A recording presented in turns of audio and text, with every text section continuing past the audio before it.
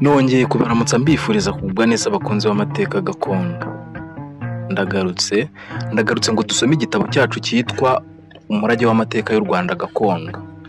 Duherukana ubushize mbabwira ubwo umusaza witwa Nteziryayo wo mu karere ka Nyaruguru yanganirije atubwira byinshi ku ngoma y'Abasindi, atubwira ko iyi ngoma y'Abasindi ariyo tugomba kwifashisha kugira ngo tumenye ubuhangange bw'ingoma y'Abarenge.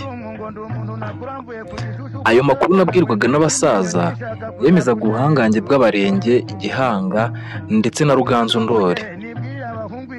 Iby'inkomoko ya Gihanga byari bivanze ukuri n'umugani, ariko ku bw'Abanyarwanda b'icyo gihe byasaga naho byose bishoboka. Abasaza bose bemezaga ko Sabizeze yamanukanye mu ijuru na mushiki we Nyampundu na murumuna we Mututsi, umuryango w'Abatwa ugizwe n'umugabo n'umugore, inka, intama ndetse n'inkoko. Ndetse banansobanurira ko Nyampundu amanuka mu ijuru yagize ikibazo ku rugori rwe rwasigaye ruhagamye mu kirere, arirwo rwabaye ukwezi kutumurikira mu ijoro. Abo bakurambere ba Gihanga bakiriwe n'Abazigaba, ntabwo bavuze Abarenge ko aribo bakiriye Sabizeze, ariko turaza gusanga Gihanga we yariyegereje cyane Abarenge kuko banamushyingiye Nyamususa mwene Jeni, umwami w'Abarenge. Abanyiginya babanje kubana n'Abazigaba kuruta Abasinga kuko aribo bafite ibihugu bihana imbibi. Abanyiginya baje kubona ubuhangange bw'Abarenge nyuma.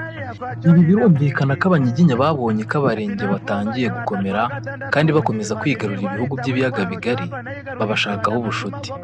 Naho bavuga ko Gihanga yari atuye mu majyaruguru y'u Rwanda, turaza kubona ko Abanyiginya bari batuye bahanye imbibi n'Abazigaba kuva mu Buhangaza bakikije Akagera na Rubavu. Abazigaba bagakikiza Akagera ka ruguru, naho Abagesera bagakikiza Akagera k'epfo n'ibiyaga bya Mugesera na Rweru. Abasinga bo bari batuye mu burengerazuba bw'amajyaruguru y'u Rwanda. Abanyiginya ntibashoboraga guhura n'Abasinga badaciye mu bwatsi bw'Abazigaba. Ni nayo mpamvu ari Abazigaba bakiriye Abanyiginya mbere y'Abasinga b'Abarenge. Ubwo turavuga cyane Gihanga. Padiri Kagame dukesha byinshi mu mateka y'u Rwanda yanditse atubwira ko bitumvikana ukuntu Gihanga wari umwami wa mbere w'u Rwanda rwarutaga uko tuzi ubu yaba yarabigezeho mu buzima bw'igihe cy'ubuzima bw'umwami umwe. Birumvikana ko mbere ye hariho abaguye icyo gihugu mu gihe kirekire kitari cy'ubuzima bw'umwami umwe ariwe Gihanga. Impamvu mvuga umwe ni uko abiru bemeza ko ariwe mwami wa mbere w'u Rwanda. Ibi nabyo ariko turaza kubisangamo ukuri kuko ariwe wasimbuye Abarenge nk'umwami w'Umunyiginya, usimbuye umwami Jeni w'Umurenge. Ibi byagezweho kubera Nyamususa mwene Jeni. Igihe cyo kugeza ubwiru ku bwoko bwa Gihanga cyabaye kirekire kubera imikorere y'ubwiru yo kwegurira ingoma uyirazwe.